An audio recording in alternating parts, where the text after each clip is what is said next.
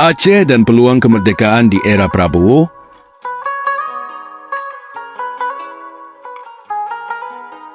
Aceh, provinsi paling barat Indonesia, telah lama memiliki sejarah panjang perjuangan dan perlawanan, baik terhadap kolonialisme maupun terhadap pemerintahan pusat di Jakarta.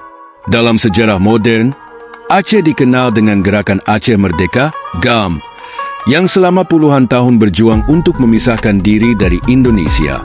Konflik berkepanjangan itu akhirnya mencapai titik damai pada tahun 2005 dengan ditandatanganinya Perjanjian Helsinki di bawah pemerintahan Presiden Susilo Bambang Yudhoyono, SBY. Namun, di bawah pemerintahan Prabowo Subianto, muncul berbagai spekulasi dan analisis bahwa Aceh berpotensi kembali menghidupkan wacana kemerdekaan. Apakah ini hanya sekadar rumor, atau ada fakta-fakta yang mendukung kemungkinan tersebut? Mari kita telusuri lebih dalam. Sejarah Aceh dan gerakan separatisme. Aceh memiliki sejarah panjang sebagai wilayah yang kuat dan berdaulat.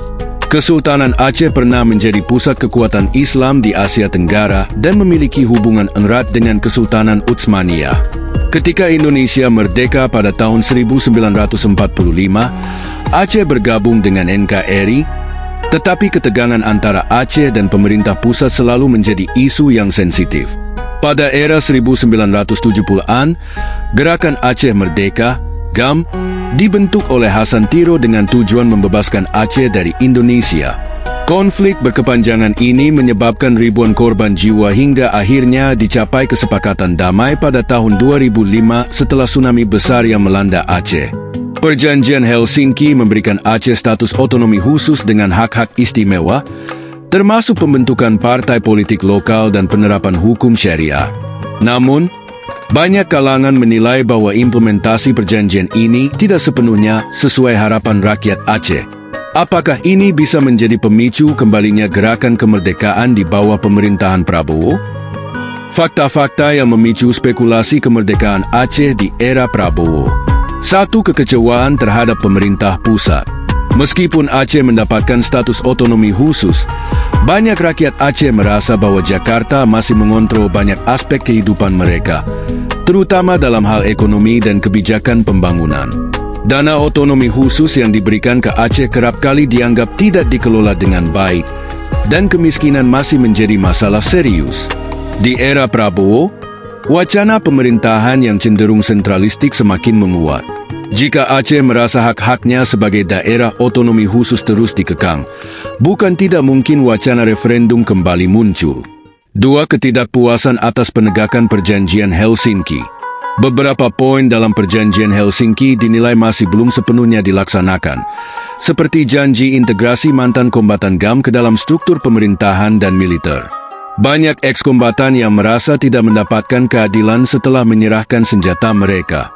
Jika pemerintahan Prabowo tidak memberikan perhatian lebih kepada implementasi Perjanjian Helsinki, maka keinginan untuk kembali memperjuangkan kemerdekaan bisa saja meningkat. 3. Meningkatnya nasionalisme Aceh. Aceh memiliki identitas budaya dan agama yang kuat. Syariat Islam yang diterapkan di Aceh menjadi salah satu pembeda utama dengan daerah lain di Indonesia. Beberapa kelompok di Aceh mulai merasa bahwa mereka lebih cocok menjadi negara Islam independen daripada tetap berada dalam NKRI yang semakin sekuler. Prabowo, yang dikenal sebagai pemimpin dengan latar belakang militer, mungkin tidak akan menanggapi aspirasi ini dengan cara yang diplomatis, melainkan dengan pendekatan keamanan yang ketat. Ini bisa memicu ketegangan yang berpotensi membangkitkan kembali gerakan separatis. 4. Hubungan Aceh dengan dunia Islam. Aceh memiliki jaringan yang kuat dengan dunia Islam, terutama negara-negara di Timur Tengah seperti Turki dan Arab Saudi. Jika Aceh ingin memperjuangkan kemerdekaan, mereka bisa saja mendapatkan dukungan dari negara-negara Islam yang memiliki kepentingan geopolitik di kawasan Asia Tenggara. Apalagi, di tengah meningkatnya rivalitas global, beberapa negara besar mungkin melihat potensi Aceh sebagai mitra strategis di Selat Malaka, salah satu jalur perdagangan tersibuk di dunia. 5. Kecenderungan pemerintahan Prabowo yang otoriter. Prabowo dikenal sebagai sosok yang memiliki pendekatan militeristik terhadap keamanan nasional. Jika Prabowo memperketat kontrol terhadap daerah-daerah yang dianggap rawan separatisme, Aceh bisa merasa terancam dan semakin ingin melepaskan diri dari Indonesia. Sebaliknya, jika Prabowo memberikan lebih banyak ruang kepada Aceh untuk mengelola wilayahnya sendiri dengan lebih bebas, ini bisa menjadi momen di mana Aceh mulai menegaskan keinginannya untuk merdeka secara bertahap. Kemungkinan masa depan Aceh. Apakah Aceh benar-benar akan merdeka di era Prabowo? Jawabannya masih belum pasti. Namun, dengan berbagai faktor yang telah disebutkan, bukan tidak mungkin wacana kemerdekaan kembali muncul, terutama jika Jakarta tidak mampu memberikan solusi konkret terhadap permasalahan ekonomi, politik, dan budaya di Aceh. 3 skenario besar yang mungkin terjadi adalah: 1. Aceh tetap di Indonesia dengan otonomi yang lebih kuat.